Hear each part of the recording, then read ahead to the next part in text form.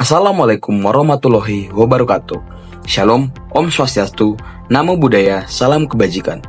Perkenalkan, saya Stefanus Kevin Soekarno Samosir dengan NIM 0603 118232 8003. Adapun tujuan pembuatan video ini adalah untuk pemenuhan tugas ujian akhir semester akuntansi keuangan lanjutan yang diampu oleh dosen Ibu Yuliana FH, Sarjana Pendidikan, Magister Pendidikan. Adapun analisis studi kasus yang saya lakukan yaitu tentang permasalahan ekonomi mikro yang terjadi di Indonesia. Jadi salah satu contoh berita yang saya ambil yaitu dari Detik Finance tentang harga beras medium premium yang masih tinggi, yang hingga tembus 20.000 per kilogram.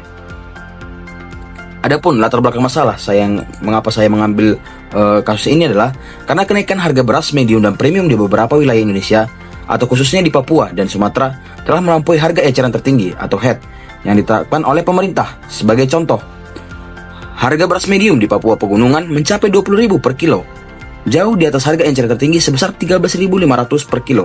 Kondisi ini menambah beban masyarakat, terutama rumah tangga berpenghasilan rendah dan berpotensi memperburuk inflasi pangan menjelang perayaan Natal 2024. Yang kedua, analisis permasalahan. Ketidakseimbangan penawaran dan permintaan. Kenaikan harga disebabkan oleh distribusi yang tidak merata antara wilayah surplus atau penghasil beras dan wilayah defisit atau pengguna beras. Ketergantungan terhadap pasokan dari luar wilayah memperbesar kesenjangan ini, khususnya di zona 2, yaitu yang termasuk Sumatera, NTT, Kalimantan, dan zona 3, Maluku dan Papua. Yang kedua, keterbatasan infrastruktur logistik. Wilayah seperti Papua menghadapi tantangan logistik akibat kondisi geografis yang sulit, sehingga biaya transportasi dan distribusi menjadi lebih tinggi. Hal ini memengaruhi harga beras di tingkat konsumen. Yang ketiga, kurangnya intervensi pasar. Meskipun pemerintah telah menetapkan harga eceran tertinggi, pengawasan terhadap penerapannya masih lemah di beberapa daerah. Kondisi ini diperburuk oleh praktik-praktik pasar, seperti penimbunan yang meningkatkan harga. Lalu, dampak ekonomi mikro. Rumah tangga miskin paling terdampak oleh kenaikan harga beras, karena pengeluaran mereka mayoritas untuk pangan. Inflasi pangan ini dapat mengurangi daya beli masyarakat dan meningkatkan angka kemiskinan di wilayah-wilayah terdampak. Lalu, kita masuk kepada solusi dan kebijakan. Adapun yang pertama yaitu kolaborasi pemerintah daerah dan Bulog. Pemerintah daerah didorong untuk bekerja sama dengan perum Bulog guna mendistribusikan beras dari wilayah surplus ke wilayah defisit. Langkah ini dapat menstabilkan harga di pasar. Contoh nyata yang dapat dilakukan adalah di tahun 2023, Pemprov Jawa Barat bekerja sama dengan Bulog menggelar operasi pasar murah atau OPM di wilayah perkotaan dan pedesaan. Beras didistribusikan langsung ke pasar tradisional dengan harga yang lebih rendah dari pasaran, sehingga masyarakat memiliki akses ke bahan pokok dengan harga yang lebih terjangkau. Yang kedua, intervensi pasar secara langsung. Penetrasi pasar melalui operasi pasar murah yang ditargetkan di daerah dengan harga tinggi. Pemerintah daerah juga diminta menganggarkan belanja tidak terduga untuk mendukung distribusi pangan. Adapun contohnya itu adalah intervensi harga pada 2022. Badan Pangan Nasional bekerja sama dengan Bulog mengimpor 500.000 ton beras dari Thailand untuk stabilisasi harga saat stok domestik menipis. Pasokan ini dialokasikan ke daerah-daerah dengan harga tinggi melalui operasi pasar.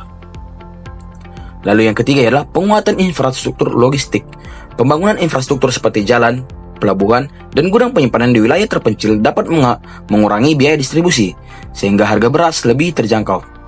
Adapun contoh nyatanya itu pemerintah Kabupaten Merauke, Papua, membangun gudang penyimpanan beras pada 2021 untuk mengurangi pemborosan pasca panen. Gudang ini membantu menjaga pasokan di wilayah terpencil dan menekan biaya distribusi ke daerah lain. Lalu, yang keempat itu diversifikasi konsumsi pangan. Pemerintah perlu mendorong konsumsi pangan alternatif seperti jagung, singkong, dan sagu untuk mengurangi ketergantungan pada beras sebagai bahan pokok utama. Lalu kita masuk kepada dampak dan kesimpulan. Kenaikan harga beras menunjukkan perlunya perhatian serius terhadap distribusi pangan di Indonesia, terutama di wilayah yang secara geografis sulit dijangkau. Intervensi jangka pendek seperti operasi pasar dapat membantu meredam dampak kenaikan harga, tetapi solusi jangka panjang memerlukan investasi besar dalam infrastruktur dan penguatan ketahanan pangan nasional.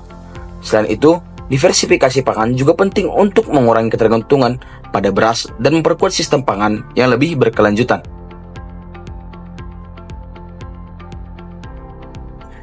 Apabila kita menganalisis melalui dari permasalahan-permasalahan yang telah terjadi, kita dapat melihat bahwa negara kita Indonesia ini merupakan salah satu penghasil beras terbesar di dunia, namun mengalami yang namanya dengan krisis kenaikan, yaitu harga beras atau bahan pokok sendiri.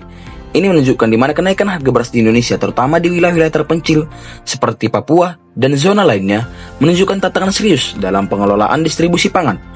Faktor seperti ketimpangan antar wilayah, surplus dan defisit, tingginya biaya logistik, serta lemahnya pengawasan terhadap harga eceran tertinggi telah memperburuk kondisi ini. Solusi seperti kolaborasi antara pemerintah daerah dan Bulog, diversifikasi konsumsi pangan, dan investasi pada infrastruktur distribusi menjadi kunci untuk menekan harga dan memastikan ketersediaan pangan yang merata. Operasi pasar murah, intervensi harga, dan peningkatan efisiensi rantai pasok juga menjadi langkah konkret yang telah berhasil diterapkan di beberapa daerah. Namun, stabilisasi harga beras membutuhkan pendekatan jangka panjang yang menyeluruh. Pemerintah harus meningkatkan ketahanan pangan nasional melalui pembangunan infrastruktur modern, memperluas produksi lokal, dan mendorong masyarakat untuk mengadopsi pola konsumsi alternatif. Yang dimana seperti yang kita lihat, program-program terbaru daripada presiden kita yaitu Pak Prabowo sudah memberikan yaitu ketahanan pangan dan akan membuka lahan-lahan untuk para petani untuk dapat lebih membuka lagi jalan agar memberikan ketahanan pangan bagi bangsa Indonesia. Dan dengan strategi ini, Indonesia dapat menghadapi tantangan ketahanan pangan, mengurangi dampak inflasi pangan, dan memastikan kebutuhan pokok masyarakat terpenuhi secara merata dan berkelanjutan. Sekian analisis kasus yang dapat saya sampaikan. Apabila ada salah kata, mohon dimaafkan. Dengan ini, saya tutup dengan wassalamualaikum warahmatullahi wabarakatuh.